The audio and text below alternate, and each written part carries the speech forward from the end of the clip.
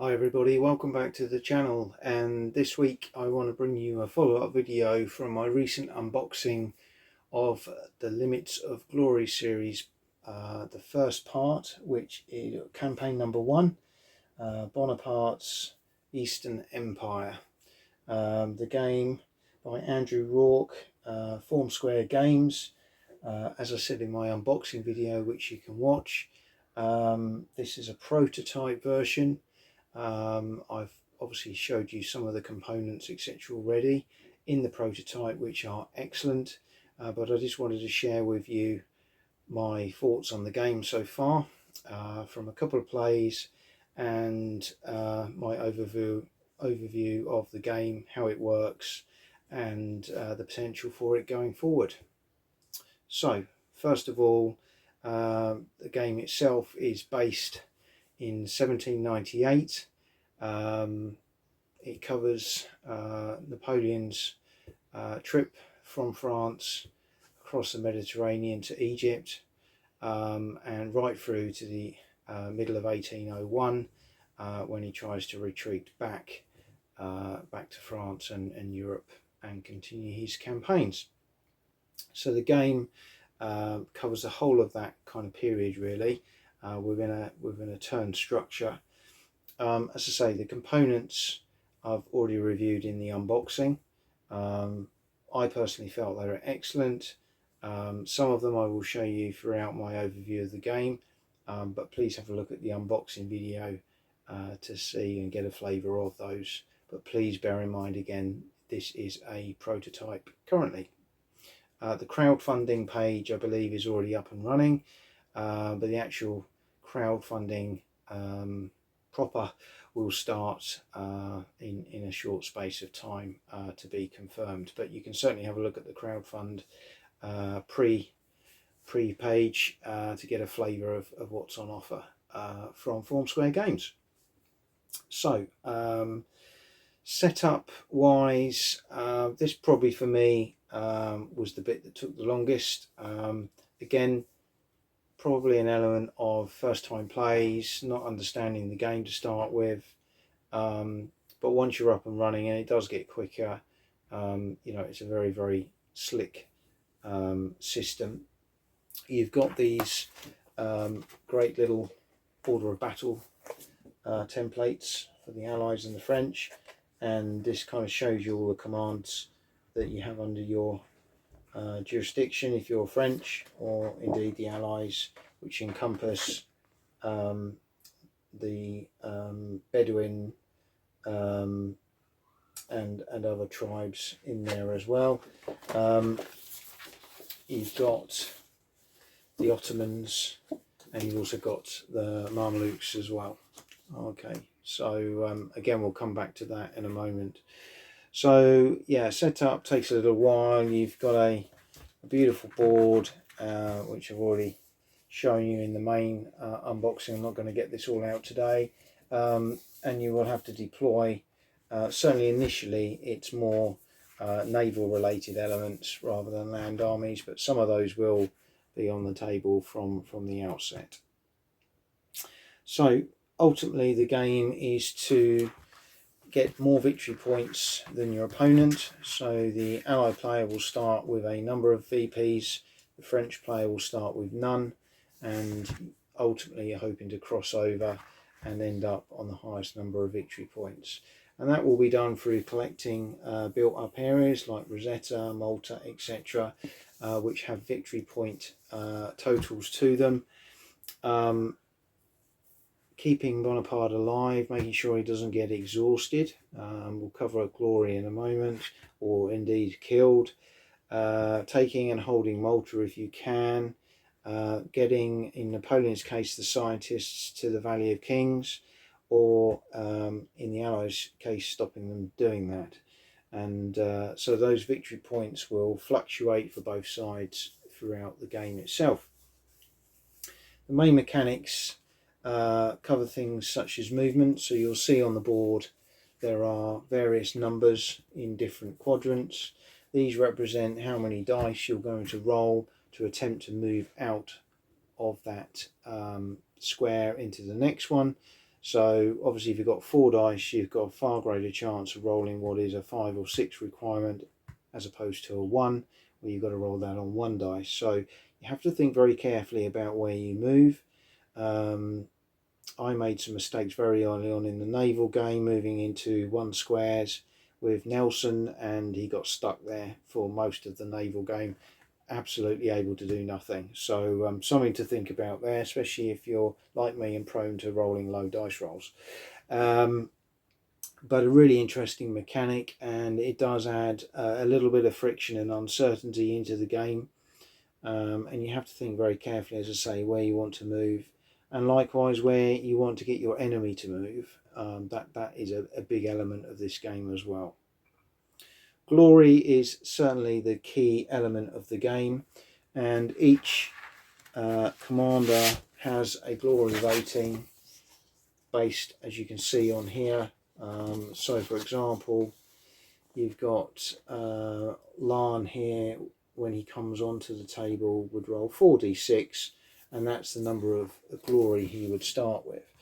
Glory is the key element of the game, and it's the commander's influence over events of things under their command or control.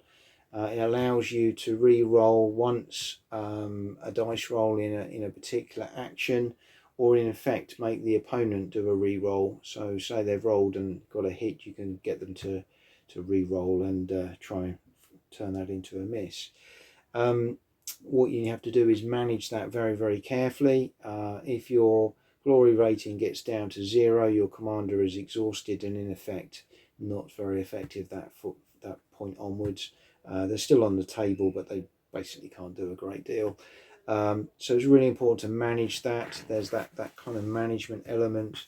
Bonaparte is particularly, as you would expect, strong, with, as well as a very high number of initial glory, he has this automatic 6 rating as well, which allows him to just convert dice into automatic 6s.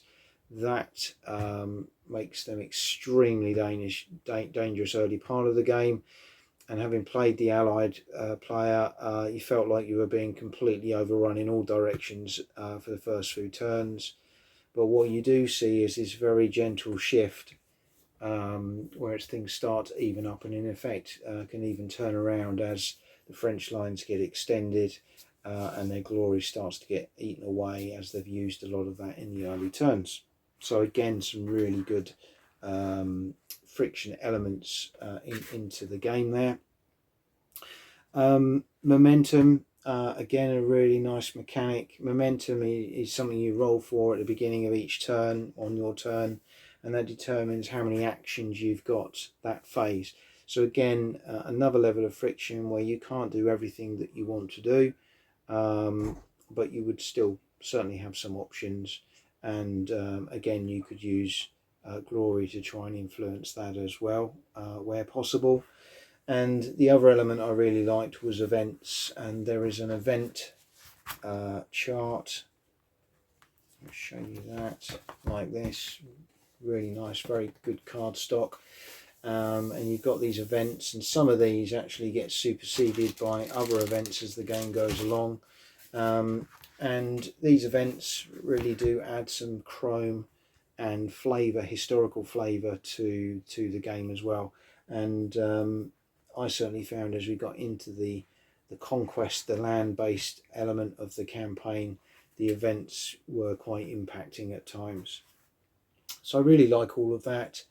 What I do like as well is that the game is split into 3 sort of mini games. So you have the first part is the invasion phase, where you're basically playing a mini naval game, trying to get, as the Napoleon player, your invasion fleet across the Med without it being intercepted or taken out by the enemy. So you can see, whoops, let's turn this around the other way. The sea elements here, so you'd have Nelson starting over here in Gibraltar, and then the French would start in their ports, safe ports, and they would have 3 fleets, 2 of which are in effect decoys. One is the main one, and they'd be trying to land somewhere on this peninsula here in as good a condition as they can. As the allied player, you can't necessarily destroy everything that's going to land, because the game would be over very, very quickly. But what you can do is influence what lands and the quality of what lands. So I really like that element of the game. Again, as the game resets for game 2 and 3, Nelson gets a reset. He gets more glory. So as the ally player, you know that you can replenish his glory. That's quite useful as well in the early part of the game. But yeah, I like that. Then you have the disembarkation phase, which predominantly is looking at a few factors and situations about what's happened, and then looking at a table, and that determines what forces land in Egypt. And then you kind of reset everything with the naval forces being reset, etc., and deployments, that initial kind of deployment. So that covers that. That's quite quick. And then you're into the main element of the game, which is the conquest phase. And that's, as I say, the main game where then Napoleon is in effect running his land campaign, trying to dominate the Ottomans, trying to dominate all the sort of local elements in those areas, you know, and basically make sure that they are secured, those areas that are under Mameluke control, Bedouin control, etc. Okay, so there's a lot going on there. Combat, very, very straightforward. It's a straightforward sort of tally up your strength points, then look at combat tables, which again are done in this very nice format. And depending on whether you've got your commanders there, that can increase or decrease your chances of scoring hits. And the French are naturally very, very strong in this element, particularly early on in the game, where there's no sort of formed line troops really in action in any shape or form. So you're really dealing with Mamluks and Bedouin, and by nature of that and the history, the French tend to dominate most of those early skirmishes. But as I say, what the Mamluks and the Bedouins can do is gradually erode the glory, and that leaves the French a little bit more vulnerable further into the game as their lines become stretched and they have to carve off commanders and garrisons to build up areas, etc., as they go. So I really like that. It kind of is a game of two halves, really, and the French love to go steamrolling ahead in the early turns, but they know if they do that too much, they could leave themselves vulnerable further on. So really good elements to the game there. You've got other things in there, such as land battles, sieges. You've got naval battles. You can do blockades of Malta. As I say, you've got Bedouin, who are a real kind of nuisance factor to the French. And you've also got uprisings, which the Mamelukes can sort of force on French garrisons using their mounted troops. So again, some really interesting dynamics as a player that you can utilise in the game to gain victory points or reduce the glory of the various opponents. Later in the game, you've got things that can happen like the Siege of Malta. You've got the frigate Muron, I believe it was called, where it comes and picks Napoleon up to help him escape back to France. So that can come into the game as well. And in the rules, which of course at the moment I've only got in a Word format, you've got some good examples of play in there as well. Obviously my version is not illustrated. It's the fonts is great. It's well written. I picked most of it up quite easily. I look forward to seeing the final rule book with the fluff in there as well. But I'm sure it's going to look as lovely as some of the components that I've already shown you. And overall, I think it's a tip-top game. I had a couple of games, and I've got to say I've really enjoyed it. I think each game has been very different. Made a few mistakes on the first game, to be fair, and then I've played it solo afterwards. But I really love particularly the events that really kind of can add some real interest into the game as it goes along. It's quite a long game. I'd say overall probably 2 to 3 hours in the format that we've played it. It could be longer or shorter than depending on how quick you go through your turns. Certainly I think solo you can play it quite quickly, but obviously as players you may have a little bit of thinking and things to do in between turns there as well. But yeah, I would give this a big thumbs up. I'm really interested to see what else comes out in the series. I know Andrew is working on campaign number 2, which I believe is the Maida campaign, and as you can see, beautiful artwork, really nice components, a very well written set of rules which offer you lots of different options as a player with the friction in there, so you can't do everything that you want to do. I don't think you'd be disappointed as a Napoleonic buff playing this game.